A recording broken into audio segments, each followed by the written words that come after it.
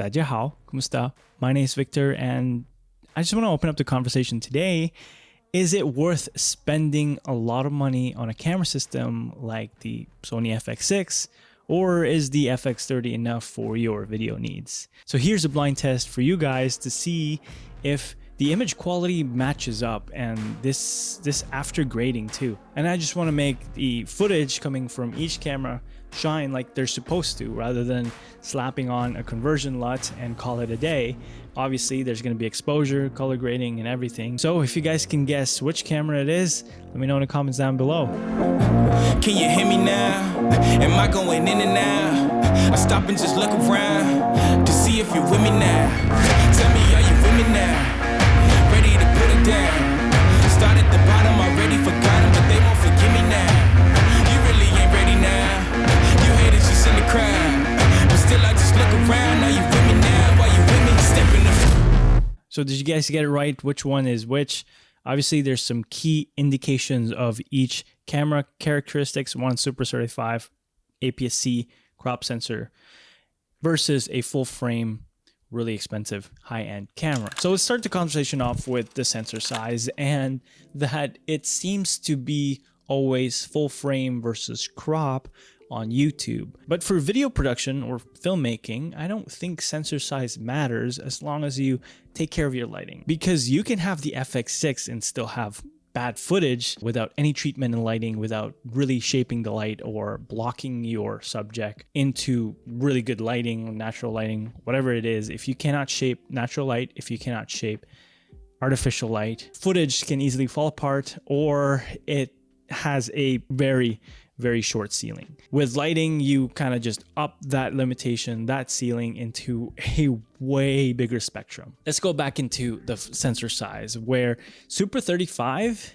is kind of like the gold standard for cinema. Hollywood movies has been using Super 35 sensors, and if you end up getting into sets that require more lighting or more setup time, then Super 35 is like enough for pretty much everyone. Another thing that I want to mention as well is the fact that maximizing your camera's capabilities or trying to learn its limitations is better than buying a new and better camera system. You should really spend the time not thinking about the camera anymore. You should spend the time thinking about lighting, location, set design, wardrobe, kind of like color theory within those departments. And that's going to give you a way better image than focusing on what a camera can do. And this is why sensor size doesn't really matter in the long run, because the more you invest in other departments of filmmaking, the better you are as a filmmaker.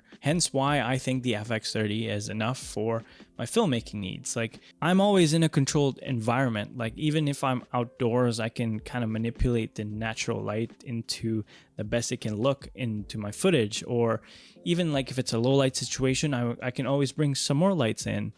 And yes, full frame cameras can have an extra range in terms of low light, in terms of image quality and kind of like the field of view or whatever.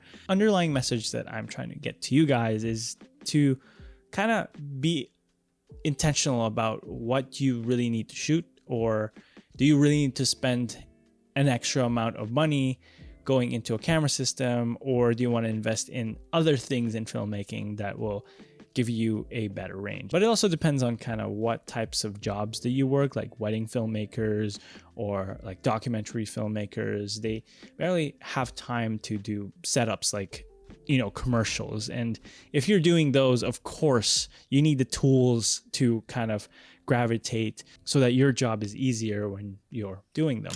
Another special mention, if you're shooting crop sensor cameras or APS-C Super 35, is that lenses are generally cheaper. You have more money to spend on lighting than what you would get for a camera system that's full frame, and also you need to invest in full frame glass, which are generally expensive. You also have access to a lot of really good Super 35 cinema lenses out there. Get good glass is one of the best advice that you can hear from a lot of people in this industry. So now I want to flip the conversation into why it's good to invest in a really good camera system like the FX6 versus the FX30, and we're going to bring in an FX6 specialist. If you guys have been living under a rock in the YouTube world, you'll see this guy on the FX6 and also the FX30. So I brought him here because I wanted to ask him, why would you bring a bigger camera such as the FX6 versus the FX30 on set? First of all, thanks for bringing me on the channel. It's actually really cool that like a lot of the FX6 videos that people search up, like it's just my face that's been on there, just some of the content that's there. So that's really cool to see. The FX6, it's cool because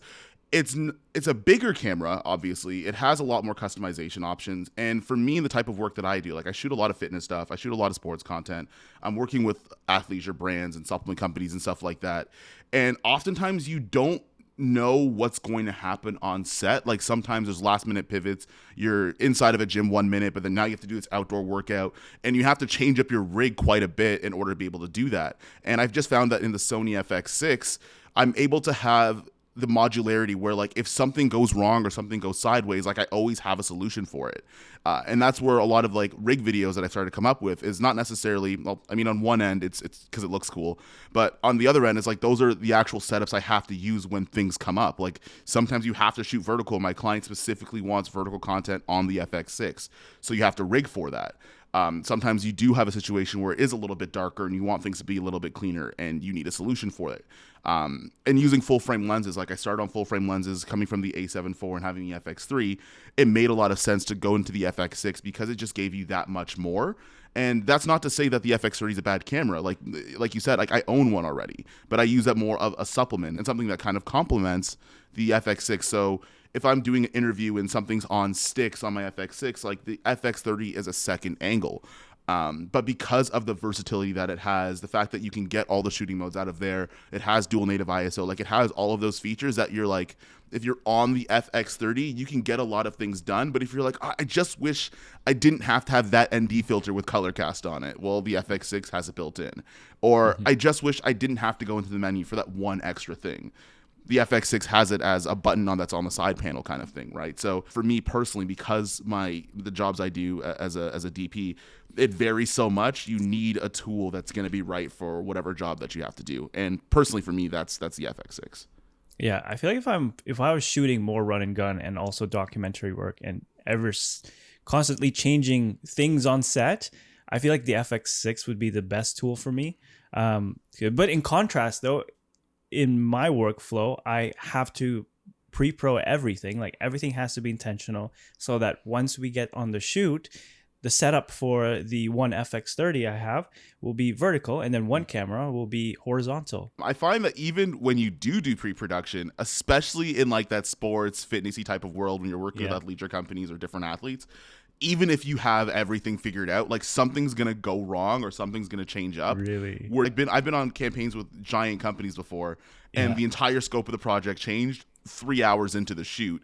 And if I didn't have the FX6, I'm like, I wouldn't know what I'm supposed to do here, because you also pack based on the job too, right? To be honest, there is a little bit of client perception that's in there as well.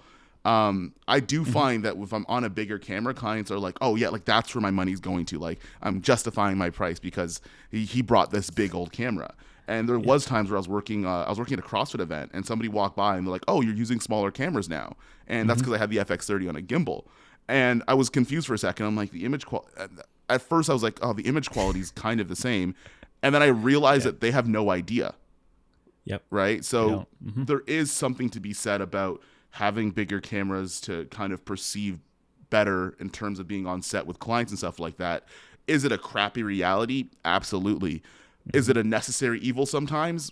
Yeah, right? It's one of those things where you have to make that distinction of where you are in your work and the type of work that you do.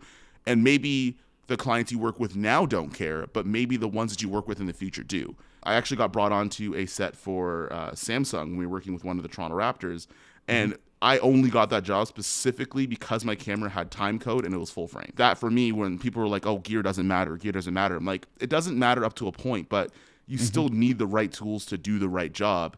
And also there's a lot of value to having the right tools to make you feel confident for the next project that you have. Whether or not it was an absolute necessity or not, if you have tools that inspire you to create or inspire you to shoot, or you want to do a certain type of project with the gear or the tools you have, then I don't see a problem with being a little bit more in tune with what's available and trying new things. Overall, these are just tools that we need for our jobs, and that if an expensive camera system will help you out in your jobs and make your life easier on set, by all means. But if you don't need those features coming from an expensive camera system, might as well look at downgrading and see what you truly need in a camera. As usual, I'm giving away my Sunset Film Mod Pack, and all you have to do to win is comment down below. What are your thoughts about the FX6 and the FX30? Which one would you choose for your jobs? If you want to watch another FX30 video that I made, click on this video right here, and I'll see you guys in the next one. Peace. 너와 나 우리